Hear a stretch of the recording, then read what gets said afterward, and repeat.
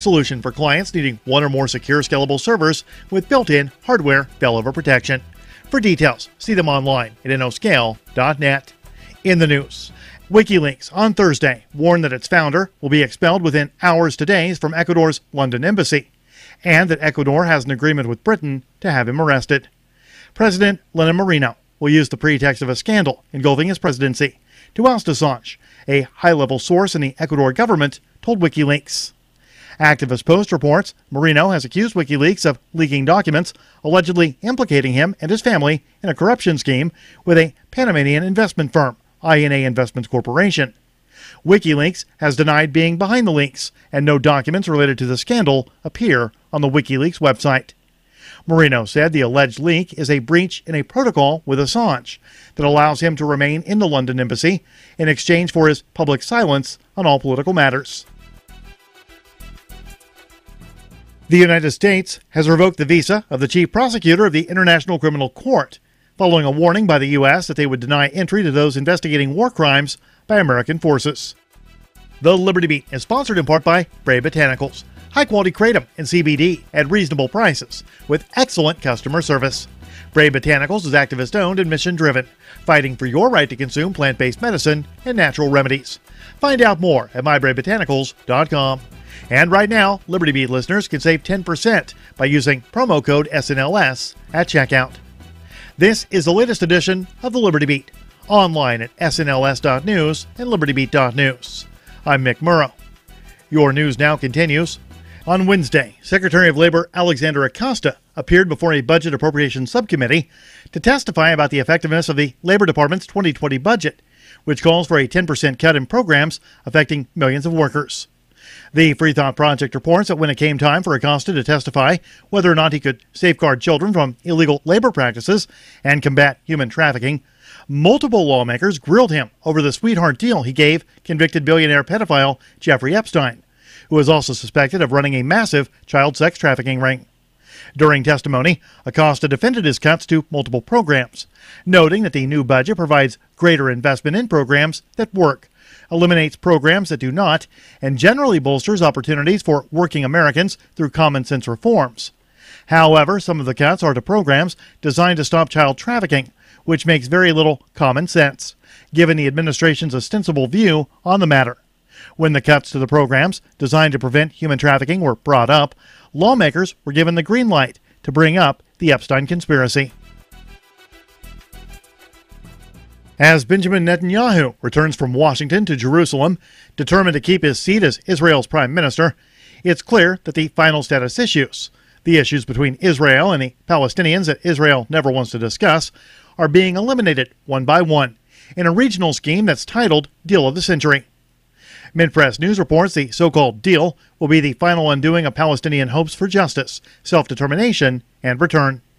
From the reckless declaration by President Donald Trump that the United States recognizes Jerusalem as the capital city of Israel, to his more recent proclamation that the United States recognized Israeli sovereignty over the Syrian Golan Heights, it's becoming clear what the deal of the century will entail. Disregard of the Palestinians and recognition of Israeli rights to all of Palestine. Support for the Liberty Beat comes from the Conscious Resistance Network, featuring videos, news reports, and articles from a spiritual anarchist perspective. Experience the Conscious Resistance at theconsciousresistance.com.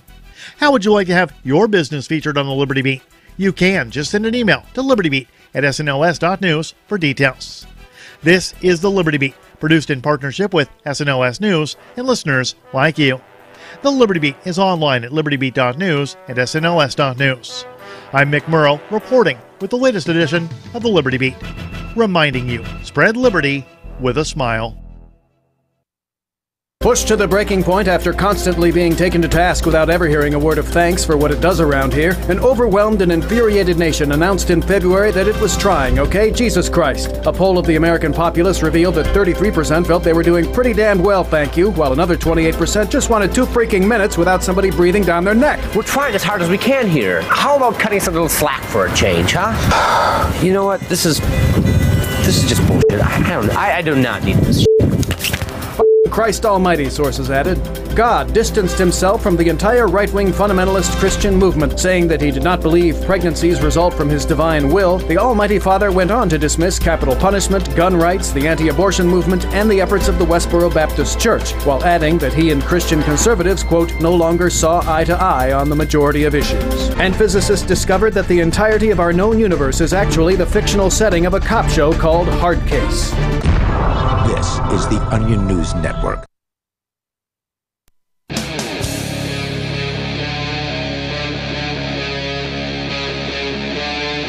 Free Talk Live. It's Free Talk Live. Welcome to the live Sunday edition of the show. As always, you're invited to join us here. The toll-free number is 855-450-FREE. Like freedom, that's 855-450-3733. We've also got the Discord on-air call-in line rooms over at discord.lrn.fm, so feel free to hop into one of those, and then you'll sound almost like you're sitting in the studio with us, and that us is me, Ian. Richie Rich. And Mark. Starting out with a prostitution update, and it was funny, we just so happened to come across this topic last night, and then I found this story from The Morning Call. This is Lehigh Valley, which I believe is Pennsylvania, New Jersey. That's where Lehigh Valley is. Anyway, it's all about Backpage.com being gone, but being replaced, of course, by another, what they call more graphic website. Sure. So for listeners who are unfamiliar, do the two of you remember anything about Backpage.com? It's a website for hookers. It was. Yeah. Okay. It had more than that, though. That's what it was famous for and what it got shut down for. Okay. But it was an alternative to Craigslist and had similar categories as normal Craigslist, along with the hooker section. But when Craigslist stopped having hookers, that's where all the hookers went. Continued it. Yeah. Yes.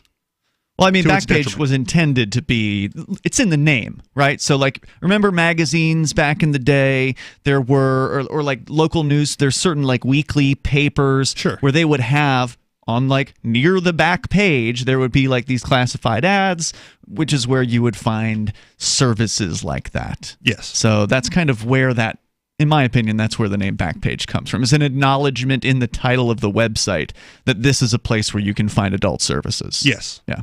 I'm not going to dispute that, but they did have other categories. Oh, yeah, it just wasn't totally. popular. Totally. Yeah, I went on the Silk Road. They had. So did the other original back pages. Yes. Like, there could be other things. So you might see a garage sale there now every now and then, but generally no. I went on the Tor network to go to the original Silk Road to see what it was like, and they had some like shawls, handmade shawls, and like handmade bags, and they had books, lots of things that you could get there that weren't illegal drugs and guns, but.